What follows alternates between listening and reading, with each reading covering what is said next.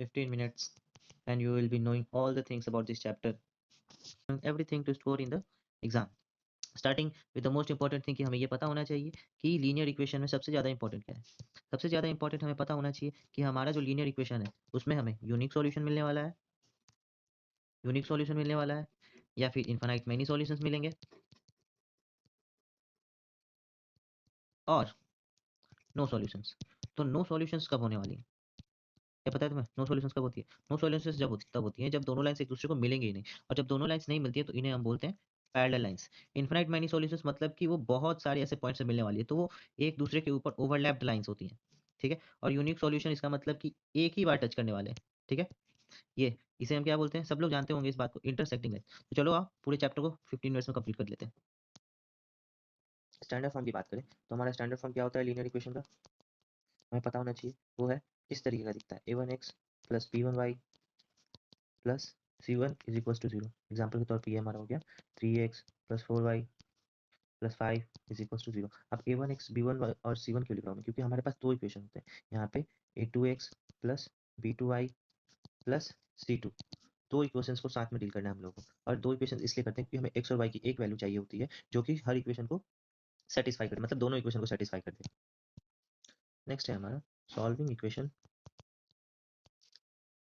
For x and y, जिसमें पहले तरीका होता है हमारा क्या, ग्राफिकल, और दूसरा तरीका है अलजेब्रिक। तो चलो एग्जांपल के तौर पे समझते हैं पहले ग्राफिकल को। This is our question where we have to draw a graph and check whether it is consistent or not.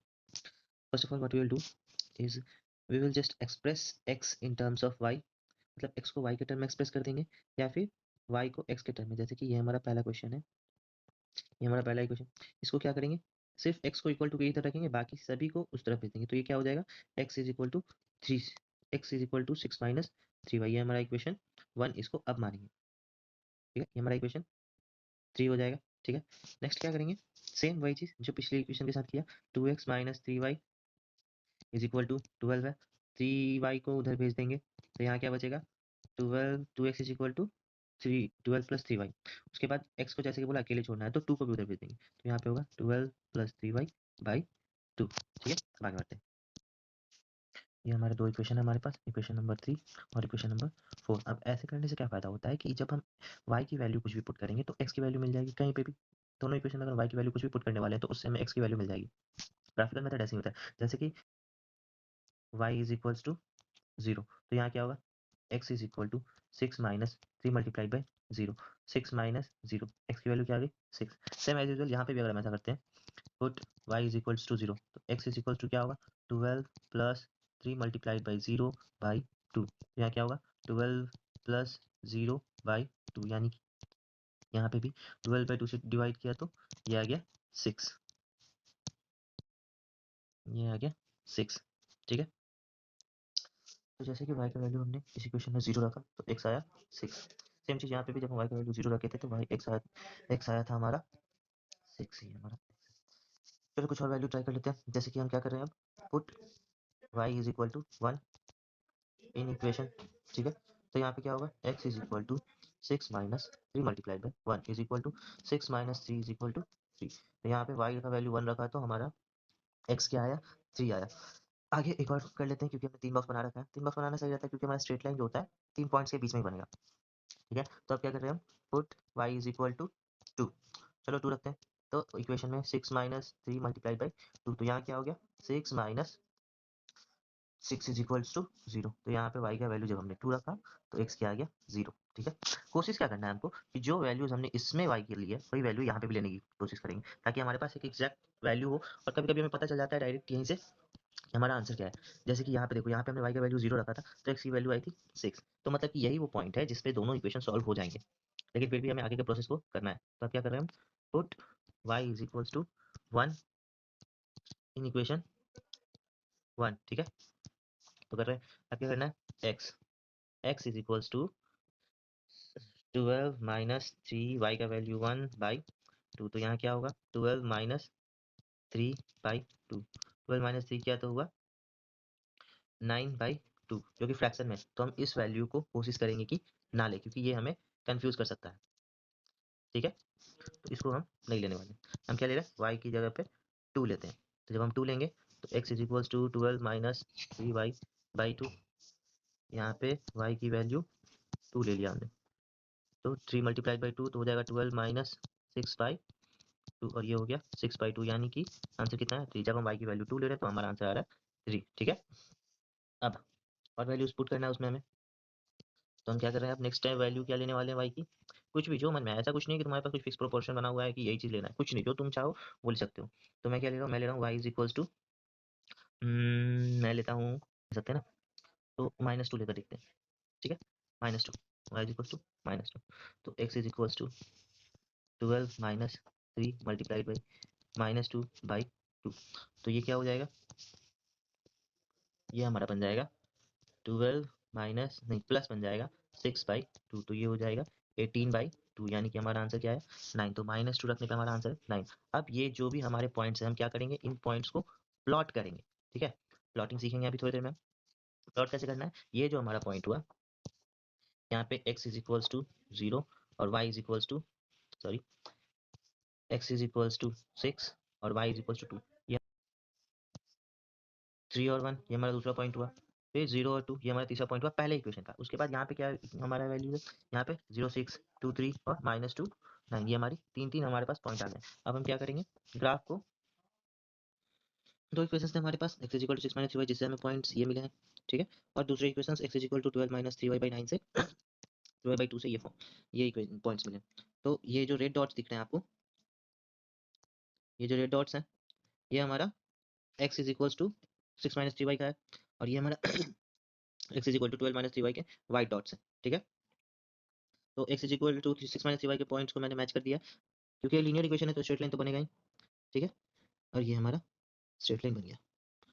ठीक है तो ये जो पॉइंट दिख रहा है हमें, ठीक है, ये जो पॉइंट दिख रहा है, यही पॉइंट हमारा, ये जो कि क्या है, x y is equals to 6 0, ये हमारा सॉल्यूशन होगा। ये क्या है, सॉल्यूशन ऑफ इक्वेशन। ठीक है इक्वेशन सॉल्व हो गया। अब हम लोग आगे बढ़ते हैं, moving forward to the next question. तो अब हम लोग अलजेब्रिक का देखेंगे। सबसे पहला कौन सा मेथड है, सब्स्टिट्यूशन मेथड। ठीक है, तो सब्स्टिट्यूशन मेथड कैसे होता है, सब्स्टिट्यूशन मेथड का एकमात्र रूल है कि अगर हमारे पास इक्वेशन है जैसे कि x minus 3y is equals to 0, दूसरा इक्वेशन है 6x plus 2y is equals to 4। ठीक है, तो हम इससे पहले इक्वेशन 1 बोलेंगे और ये हमारा इक्वेशन 2। तो हमें क्या करना है, सेम चीज़ जैसे ग्राफिकल में किया था वैसे ही x को y के टर्म में लिखेंगे, मतलब कोशिश करेंगे कि x की कोई वैल्यू निकाल कर लिख रहे हैं। तो जैसे कि हम चाहते हैं इन इक्वेशन 1 में जा रहे हैं अगर, तो इन इक्वेशन 1 क्या है, x minus 3y is equals to 0, तो x इज इक्वल्स टू क्या हो जाएगा, x is equals to 3y, ये हमारा इक्वेशन 3। अब ये जो भी आया है हमारे पास, जो x की एक नई वैल्यू आई है, इसे हम क्या करेंगे, पुट करेंगे, put x is equals to 3y in another equation, यानी कि इक्वेशन 2 में पुट करेंगे हम इसे। ठीक है, इक्वेशन 2 क्या है, 6x plus 2y is equals to 4, तो 6 x की जगह पर रख दिया 3y, यहाँ पे 2y, sorry 6 plus 2y is equals to 4। ठीक है, तो ये हो गया 6 3 18y plus 2y is equals to 4, 18 plus 2 20, 18 plus 2 20y is equals to 4। ठीक है, तो अब क्या होगा, 20y इक्वल्स टू 4, तो y इज इक्वल्स टू 4/20, यानी y कितना आ गया 1/5। अब ये जो वैल्यू है इसको हम क्या करेंगे, put y is equals to 1/5 in equation third. Equation third क्या था, जहाँ पे हमने निकाला था कि x is equals to 3y है। अब यहाँ हम यहाँ पर 1/5 को रखते हैं, तो आंसर क्या आया 3/5। ठीक है, तो यानी कि इससे हमें क्या पता चला कि हमारा जो x है वो है 3/5 और जो y है वो है 1/5, और हमारा आंसर हो गया। ठीक है, ये हमारा कौन सा मेथड हुआ, इसे हम बोलते हैं सब्स्टिट्यूशन मेथड। चलो अब एलिमिनेशन मेथड की बात करते हैं। एलिमिनेशन मेथड में क्या है, यहाँ पे हमें सपोज कि ये क्वेश्चन है कि x plus y is equals to 5। ठीक है, नेक्स्ट क्वेश्चन है 2x minus 3y is equals to 4। ठीक है, तो इसमें हमें क्या करना है, एलिमिनेट करना होता है। तो एलिमिनेट करने हम एलिमिनेट कैसे करते हैं, जो एक जैसा हो। तो एक जैसा बनाने के लिए हमें क्या करना पड़ेगा, या तो x को 2 बनाना पड़ेगा या फिर y को 3 बनाना होगा। तो मैं क्या करता हूँ कि मैं y को 3 बना देता हूँ। तो उसके लिए हमें पूरे इक्वेशन को क्या करना पड़ेगा, 3 से मल्टीप्लाई। तो सबसे पहले तो नामकरण कर लो भाई, नामकरण बहुत इंपॉर्टेंट है। इसे बोलो इक्वेशन 1, इसे बोलो इक्वेशन 2, ठीक है। और उसके बाद हर चीज़ को लिखते रहना ज़रूरी है कि मल्टीप्लाई इक्वेशन 1 बाई 3, ठीक है। तो x plus y is equals to 5 को जब हम 3 से मल्टीप्लाई करेंगे तो हमारे पास आएगा 3x plus 3y is equals to 5, ठीक है। ये हो गया। तो अब ये हमारा इक्वेशन 3 है, ठीक है। Equation 3 3x plus 3y is equals to 5। Equation 2 क्या है, 2x minus 3y is equals to 4, ठीक है। तो हम क्या करें, यहाँ पे ऐड करें या सब्ट्रैक्ट करें। देखो, अगर हम ऐड करें तो ये प्लस माइनस कट जाएंगे, लेकिन अगर हम सब्ट्रैक्ट कर लेते हैं इसकी जगह पर तो ये माइनस माइनस क्या हो जाता है, इसको प्लस बना देता। तो इस वजह से क्या होता है, हमारा क्वेश्चन गलती हो सकता है। तो हम माइनस सब्ट्रैक्ट ना करके हम क्या करने वाले हैं, ऐड करने वाले हैं, ठीक है। जब हम ऐड करेंगे तो 3x प्लस 2x 5x, ये दोनों आपस में कट गए। बचा क्या हमारे पास, 5 प्लस 4 कितना हो गया, 9। तो x इज इक्वल टू कितना है, 9/5, ठीक है। x निकल गया तो हम क्या करेंगे, x जब पता चल गया तो इस x की वैल्यू इक्वेशन नंबर 1 में रख देंगे। तो इक्वेशन नंबर 1 क्या है हमारा, x plus 5 is equal to 9। ऐसा करते हैं, नेक्स्ट पेज लेते हैं, ठीक है। x plus y is equals to 5, x क्या आया है 9/5 इज इक्वल्स टू वाई। तो y इज इक्वल्स टू क्या हो जाएगा, 5 माइनस 9/5, यानी कि 25 माइनस 9/5, जो कि आएगा कितना, 16/5, ठीक है। तो पता चल गया हमको हमारा x क्या है, 9/5 है, और y क्या है, 16/5 है। हो गया, एलिमिनेशन में सभी निकालना सीख गए, मतलब रिवाइज कर लिया। तो नेक्स्ट क्या है, नेक्स्ट है हमारा इनकंसिस्टेंट और कंसिस्टेंट जानना, ठीक है। इनकंसिस्टेंट और कंसिस्टेंट, ठीक है। तो कंसिस्टेंट वो होता है जिसमें हमारी लाइंस कहीं पे एक सॉल्यूशन हो, एट लीस्ट वन सॉल्यूशन होता है यहाँ पे, एट लीस्ट वन सॉल्यूशन, ठीक है। यानी कि एक्स और वाई कुछ ना कुछ तो निकलना ही चाहिए, कुछ ना कुछ होना ही चाहिए, ठीक है। तो कंसिस्टेंट में क्या होता है, यहाँ पे हमारे पास इंटरसेक्टिंग लाइंस बनती है, क्योंकि मिनिमम एक है और होने को तो बहुत सारी हो सकती है, तो कोइंसिडेंट लाइंस भी बन सकती है, ठीक है। कंसिस्टेंट में क्या होता है, एक भी, नॉट इवन वन सॉल्यूशन, ठीक है। तो जब हमारे पास सॉल्यूशन ही नहीं तो हमारा लाइन क्या होगा, पैरेलल होगा, ठीक है। ये हमारा लाइन 1 लाइन 2 क्या है, पैरेलल हो जाएगा। और जब हमारे पास सॉल्यूशन होगा तो हमारे पास L1 L2 या तो इंटरसेक्ट करेगा या फिर कोइंसिडेंट होगा, ठीक है। तो ये डिफरेंस है कंसिस्टेंट और इनकंसिस्टेंट में, याद रखना, एक मार्क्स का क्वेश्चन यहाँ से भी आता है भाई, ठीक है। नेक्स्ट और लास्ट जो हमारा है, जिस जो कि काफी इंपॉर्टेंट है इस चैप्टर के लिए, चलो उसके लिए आगे बढ़ते हैं। यहाँ पे क्या होगा कि हमारे पास 3 लाइंस बनती है, कोइंसिडेंट लाइंस, इंटरसेक्टिंग लाइंस और पैरेलल लाइंस। पैरेलल लाइंस जो कभी एक दूसरे से नहीं मिलने वाली, इंटरसेक्टिंग लाइंस जो एक दूसरे को क्रॉस कर देती हैं, और कोइंसिडेंट लाइंस जो एक ही लाइन होती है, एक दूसरे के ऊपर ओवरलैप करते रहती हैं। तो जो ओवरलैप कर रही है उसके सारा सेम टू सेम होगा, तभी तो एक ही जगह पे चल रही है।